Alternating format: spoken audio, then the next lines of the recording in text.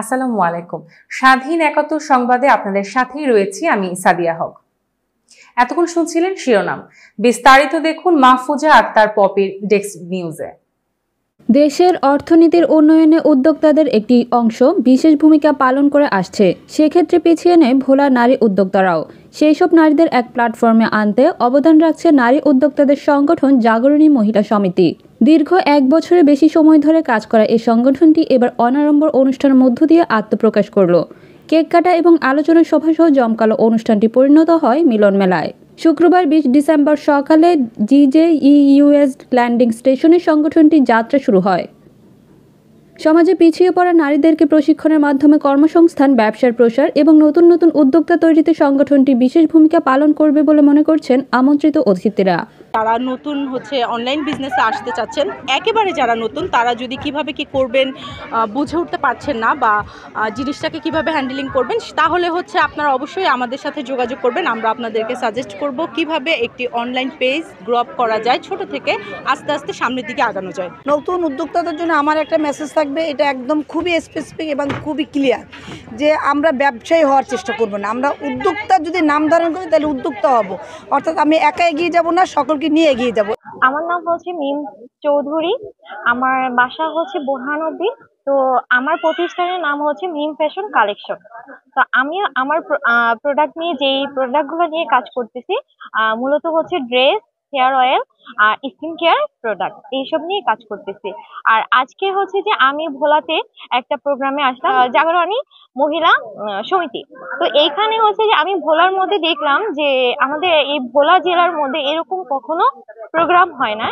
তো আজকে আমাদের এইখানে প্রোগ্রামটা হওয়াতে অনেক ভালো হয়েছে, যে অনেক উদ্যোক্তা আপুরা আছে, আমাদেরকে দেখে তারপর যে আরো তারা যে উদ্যোক্তা হতে পারবে।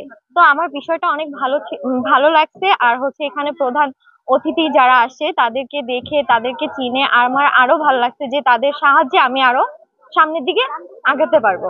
জাগরণী নারী সমিতির সভাপতি পাপিয়া চৌধুরীর সভাপতিত্বে প্রধান অতিথির বক্তব্য রাখেন গ্রামীণ জন উন্নয়ন সংস্থার নির্বাহী পরিচালক জাকির হোসেন মহিন। প্রোগ্রামে এটা একটা অনবদ্য সুন্দর উদ্যোগ, কারণ সকলে একত্রিত হওয়া এবং একসাথে আলোচনা করা, কথা বলা, দেখা করা। যেহেতু তারা প্রত্যেকে উদ্যোক্তা, একজন আরেকজনের বিষয়ে জানলো, শুনলো, বুঝলো এবং মার্কেটিং সম্পর্কে তাদের একটা ধারণা হলো এবং তাদের যে প্রোডাক্ট ডাইভার্সিফাই করা সেটা নিয়ে তারা কথা বলতে পারবে, একটা ধারণা তৈরি হবে। সর্বোপরি এই প্রোগ্রামটার মাধ্যমে তারা নিজেরা রিচ হবে এবং তাদের যে উদ্যোগগুলো আছে, তারা যে উদ্যোগগুলি বাস্তবায়ন করতেছে, সেই উদ্যোগগুলো আরো ব্রড মার্কেটে নিয়ে যাওয়ার জন্য তারা কাজ করতে পারবে। বিশেষ অতিথির বক্তব্য রাখেন জিজেইউএস পরিচালক অ্যাডভোকেট বিথি ইসলাম। জাগরণী মহিলা সমিতি কর্তৃক আয়োজিত আজকের যে মিট আপ আলোচনা সভাটা করলো বা মিট আপ করলো, এই অনুষ্ঠানটায় আমরা সবাই আমরা বিভিন্ন স্টেক হোল্ডার এখানে তারা একটা পক্ষ আছে, তাদেরকে আমরা এনকারেজ করি। আমরা একটা পক্ষ প্রেস মিডিয়া আছে, বিভিন্ন ডোনার আছে, এরা সবাই মিলে একত্র হচ্ছি শুধু তাদের এই জাগরণী মহিলা সমিতির যে উদ্যোগটাকে, এটাকে আগে উৎসাহিত করে আরও এক ধাপ এগিয়ে নেওয়ার জন্য। এই সমিতির একটা ভিশন নিয়ে এসেছে, তাদের ভিশনটা সুদূরপ্রসারী, সেটা হলো তারা ব্যবসা না, তারা যৌথভাবে সকলে একত্রিত হয়ে তারা একটা উদ্যোগ করবে এবং এই উদ্যোগটাকে আমাদের দেশীয় বাজার থেকে নিয়ে আন্তর্জাতিক বাজার নিয়ে চলবে।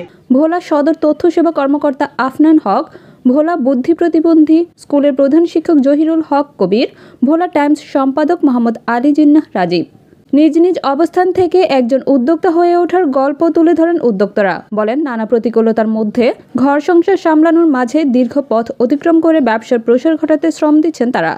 এমন আয়োজনটি তাদের পথ চলায় অগ্রণী ভূমিকা পালন করবে বলে মনে করছেন উদ্যোক্তারা। মাহফুজা আক্তার পপি, স্বাধীন ৭১। সত্য প্রকাশে আপোষহীন, স্বাধীন ৭১।